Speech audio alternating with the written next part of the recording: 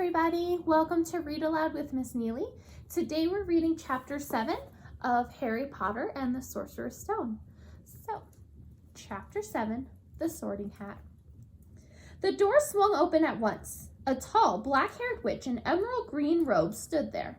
She had a very stern face, and Harry's first thought was this was someone you do not want to cross. "The first years, Professor McGonagall," said Hagrid.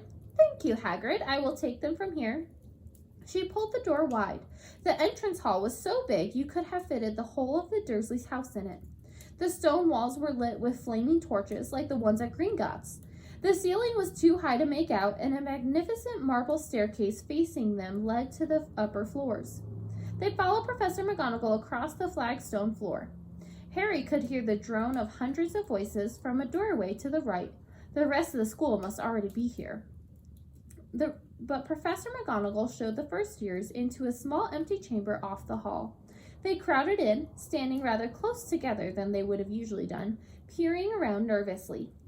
"Welcome to Hogwarts," said Professor McGonagall. "The start-of-term banquet will begin shortly, but before you take your seats in the Great Hall, you will be sorted into your houses. The sorting is a very important ceremony because while you are here, your house will be something like your family within Hogwarts. You will have classes with the rest of your house, sleep in your house dormitory, and spend free time in your house common room. The 4 houses are called Gryffindor, Hufflepuff, Ravenclaw, and Slytherin. Each house has its own noble history, and each has produced outstanding witches and wizards. While you are at Hogwarts, your triumphs will earn you house points, while any rule breaking will lose house points. At the end of the year, the house with the most points is awarded the House Cup, a great honor. I hope each of you will be a credit to whichever house becomes yours. The sorting ceremony will take place in a few minutes in front of the rest of the school. I suggest you all smarten yourselves as much as you can while you are waiting." Her eyes lingering for a moment on Neville's cloak, which was fastened under his left ear, and on Ron's smudged nose. Harry nervously tried to flatten his hair. "I shall return when we are ready for you," said Professor McGonagall. "Please wait quietly." She left the chamber. Harry swallowed. "How exactly do they sort us into the houses?" he asked Ron. "Some sort of test, I think. Fred said it hurts a lot, but I think he was joking." Harry's heart gave a horrible jolt. A test in front of the whole school, but he didn't know any magic yet. What on earth would he have to do? He hadn't expected something like this the moment he arrived. He looked around anxiously and saw that everyone else looked terrified too. No one was talking except Hermione Granger, who was whispering very fast about all the spells she'd learned and wondered which one she'd need. Harry tried hard not to listen to her. He'd never been more nervous, never, not even when he'd had to take a school report home to the Dursleys saying that he'd somehow turned his teacher's wig blue. He kept his eyes fixed on the door. Any second now, Professor McGonagall would come back and lead him to his doom. Then something happened which made him jump about a foot in the air. Several people behind him screamed. "What the?" he gasped. So did the people around him. About 20 ghosts had just streamed through the back wall. Pearly white and slightly transparent, they glided across the room, talking to each other and hardly glancing at the first years. They seemed to be arguing. What looked like a fat little monk was saying, "Forgive and forget, I say. We ought to give him a second chance."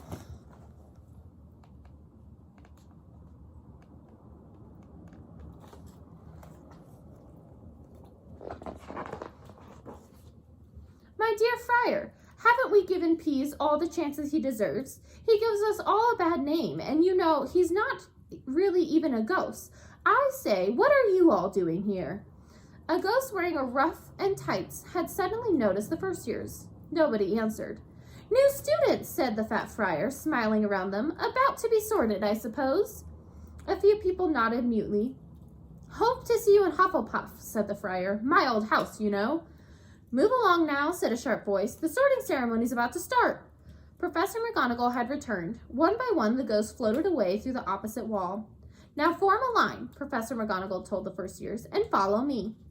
Feeling oddly as though his legs had turned to lead, Harry got into the line behind a boy with sandy hair, with Ron behind him, and they walked out of the chamber, back across the hall, and through a pair of double doors into the Great Hall.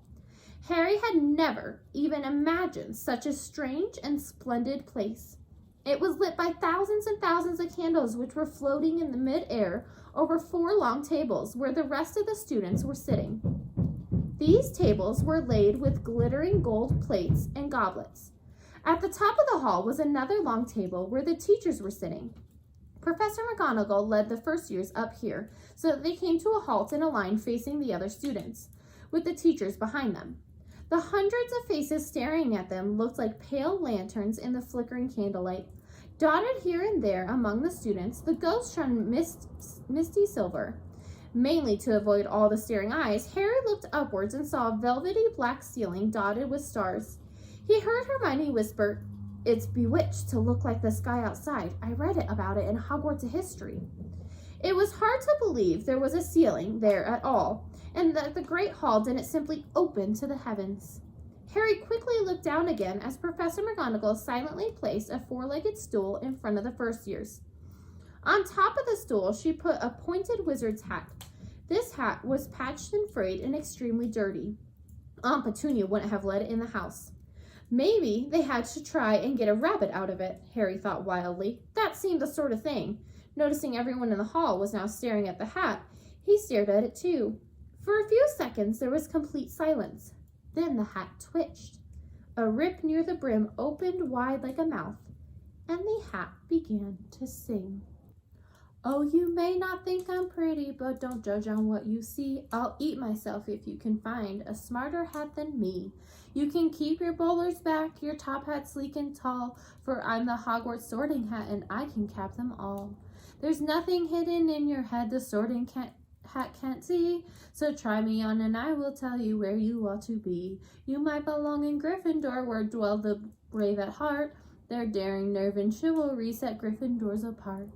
You might belong in Hufflepuff, where they are just and loyal. Those patient Hufflepuffs are true and unafraid of toil.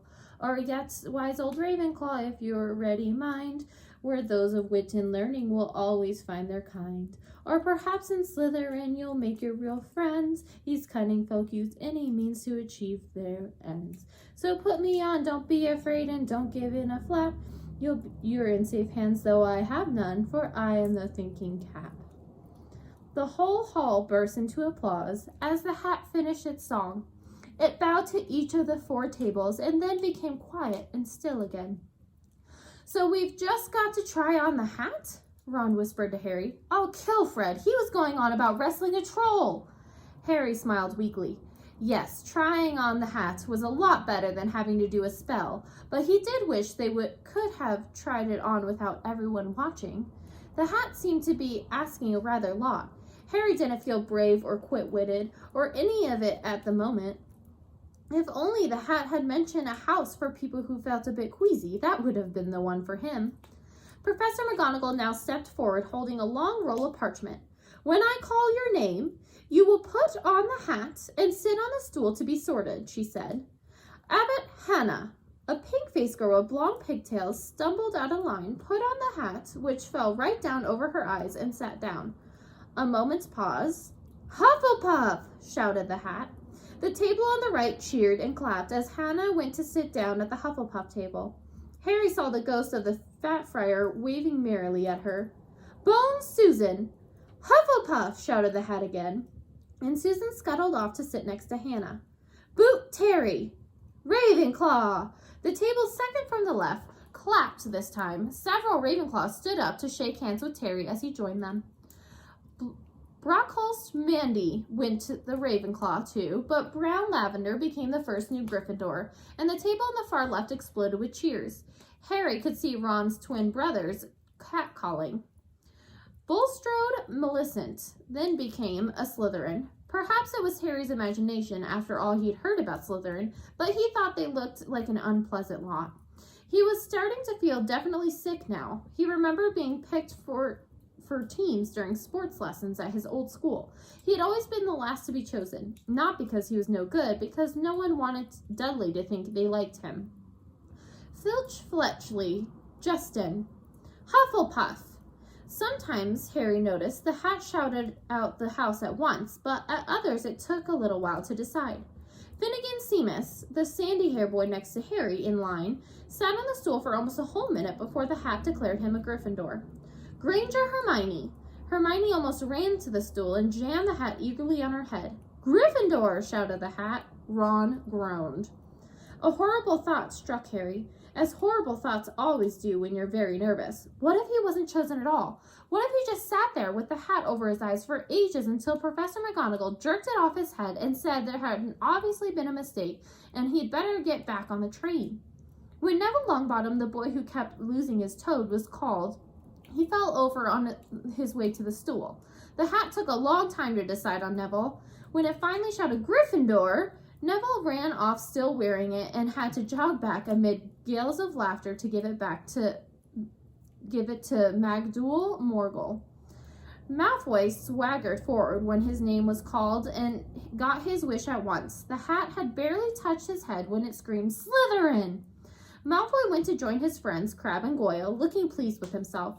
There weren't many people left now. Moon, Knott, Parkinson, then a pair of twin girls, Patil and Patel, then Perks, Sally Annie, and then at last, Potter, Harry.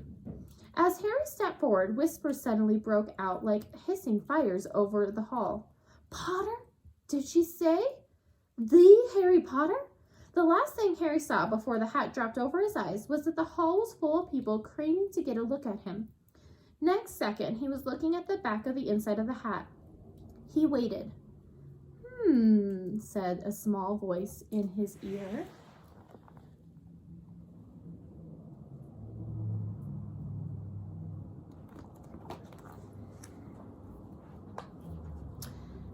Difficult. Very difficult. Plenty of courage, I see. Not a bad mind either. There's talent, oh my goodness, yes. A nice thirst to prove yourself. Now that's interesting. So where shall I put you? Harry gripped the edges of the stool and thought, not Slytherin, not Slytherin.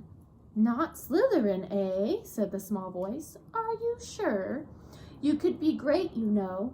It's all here in your head, and Slytherin will help you on the way to greatness, no doubt about that. No? Well, if you're sure, better be Gryffindor. Harry heard the hat shout the last word to the whole hall. He took off the hat and walked shakily toward the Gryffindor table.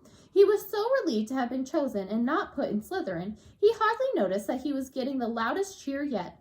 Percy, the prefect, got up and shook his hand vigorously, while the Weasley twins yelled, We got Potter! We got Potter! Harry sat down opposite the ghost in the ruff he'd seen earlier. The ghost patted his arm, giving Harry the sudden horrible feeling he'd just plunged it into a bucket of ice-cold water. He could see the high table properly now. At the end nearest him sat Hagrid, who caught his eye and gave him the thumbs up. Harry grinned back, and there in the center of the high table in a large gold chair sat Albus Dumbledore. Harry recognized him at once from the card he got out of the chocolate frog on the train. Dumbledore's silver hair was the only thing in the whole hall that shone as bright as the ghost's. Harry spotted Professor Quirrell, too, the nervous young man from the leaky cauldron. He was looking very peculiar in a large purple turban. And now, there were only 3 people left to be sorted. Turpin Lisa's became a Ravenclaw, and then it was Ron's turn. He was pale green by now. Harry crossed his fingers under the table, and a second later, the hat shouted, Gryffindor! Harry clapped loudly with the rest as Ron collapsed into the chair next to him. Well done, Ron. Excellent, said Percy Weasley pompously across Harry as the beanie Blaze was made a Slytherin. Professor McGonagall rolled up her scroll and took the sorting hat away. Harry looked down at his empty gold plate. He'd only just realized how hungry he was. The pumpkin pastry seemed ages ago. Albus Dumbledore had gotten to his feet. He was beaming at the students, his arms open wide, as if nothing could have pleased him more than to see them all there. Welcome, he said. Welcome to a new year at Hogwarts. Before we begin our banquet, I would like to say a few words. And here they are. Newt, Blubber, Oddman, Tweet. Thank you. He sat back down. Everybody clapped and cheered. Harry didn't know whether to laugh or not. Is he a bit mad? He asked Percy uncertainly. Mad, said Percy airily. He's a genius. Best wizard in the world. But he is a bit mad, yes. Potatoes, Harry. Harry's mouth fell open. The dishes in front of him were now piled with food. He had never seen so many things he liked to eat on one table. Roast beef, roast chicken, pork chops and lamb chops, sausages, bacon and steak, boiled potatoes, roast potatoes, chips, Yorkshire pudding, peas, carrots, gravy, ketchup, and for some strange reason, mint hamburgers. The Dursleys had never exactly starved Harry, but he'd never been allowed to eat as much as he'd like. Dudley had always taken anything that Harry really wanted, even if it made him sick. Harry piled his plate with a bit of everything except the hambugs and began to eat. It was all delicious. "That does look good," said the ghost in the ruff sadly, watching Harry cut up his steak. "Can't you?" "I haven't eaten for nearly 500 years, said the ghost. "I don't need to, of course, but the one does miss it. I don't think I've introduced myself. Sir Nicholas de Mismy Poptigan, at your service, resident ghost of Gryffindor Tower." "I know who you are," said Ron suddenly. "My brothers told me about you. You're nearly Headless Nick." "I would prefer you call me Sir Nicholas de Mimsy," the ghost began stiffly, but Sandy Hair Seamus Finnegan interrupted. "Nearly headless? How can you be nearly headless?" Sir Nicholas looked extremely miffed, as if their little chat wasn't going all the way he wanted. "Like this," he said irritably. He seized his left ear and pulled. His whole head swung off his neck and fell on his shoulder as if it was on a hinge. Someone had obviously tried to behead him, but not done it properly. Looking pleased at the stunned looks on their faces, nearly headless Nick flipped his head back to his neck, coughed and said, "So, new Gryffindors, I hope you're going to help us win the house championship this year. Gryffindor have never gone so long without winning. Slytherin have gotten the cup 6 years in a row. The Bloody Baron's become almost unbearable. He's the Slytherin ghost." Harry looked over at the Slytherin table and saw a horrible ghost sitting there with blank, staring eyes, a gaunt face, and robes stained with silver blood. He was sitting right next to the Malfoy, who Harry was pleased to see didn't look too pleased with the seating arrangements. "How did he get covered in blood?" asked Seamus with great interest. "I've never asked," said nearly headless Nick delicately. When everyone had eaten as much as they could, the remains of the food faded from the plates, leaving them sparkling clean as before. A moment later, the puddings appeared, blocks of ice cream in every flavor you could think of, apple pies, treacle tarts, chocolate eclairs, and jam donuts, trifle, strawberries, jelly, rice pudding. As Harry helped himself to the treacle tart, the talking turned to their families. "I'm half and half," said Seamus. "Me dad's a muggle. Mom didn't tell him she was a witch till after they were married. Bit of a nasty shock for him." The others laughed. "What about you, Neville?" said Ron. "Well, my grand's brought me up, and she's a witch," said Neville, "but the family thought I was a muggle for ages. My great-uncle Algy kept trying to catch me off guard and forced some magic out of me. He pushed me off the end of a Blackpool pier once. I nearly drowned, but nothing happened until I was 8. Great-uncle Algy came round for tea, and he was hanging me from an upstairs window by the ankles when my great-aunt offered him a myrtle, and he accidentally let go. But I bounced all the way down the garden and into the road. They were all really pleased. Gran was crying, she was so happy. And you should have seen their faces when I got in here. They thought I might not be magic enough to come, you see. Great-uncle Algy was so pleased he bought me my toad." On Harry's other side, Percy Weasley and Hermione were talking about lessons. "I do hope they start straight away. There's so much to learn. I'm particularly interested in transfiguration, you know, turning something into something else, of course. It's supposed to be very difficult." "You'll be starting small, just matches into needles and that sort of thing." Harry, who was starting to feel warm and sleepy, looked at the high table again. Hagrid was drinking deeply from his goblet. Professor McGonagall was talking to Professor Dumbledore. Professor Quill, in his absurd turban, was talking to a teacher with greasy black hair, a hooked nose, and a shallow skin.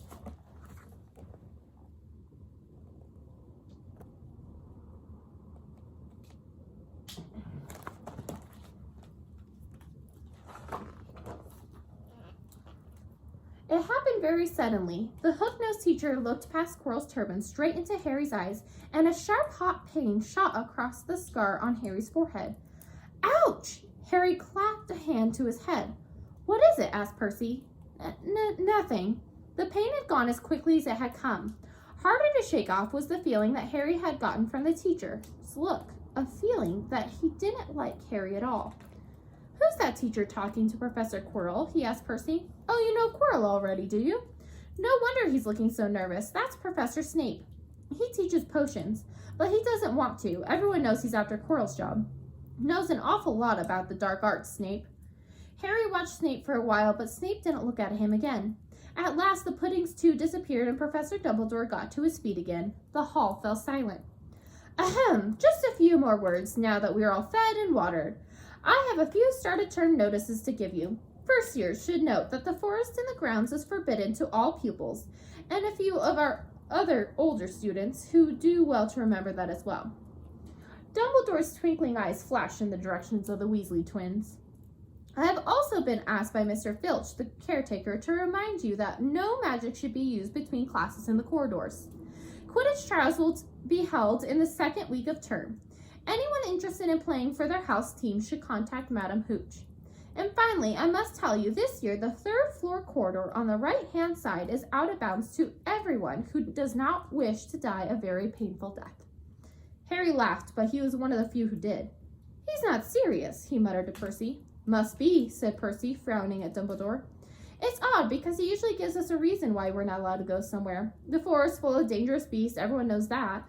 I do think he might have told us prefix at least. And now, before we go to bed, let us sing the school song, cried Dumbledore. Harry noticed that the other teachers' smiles had become rather fixed.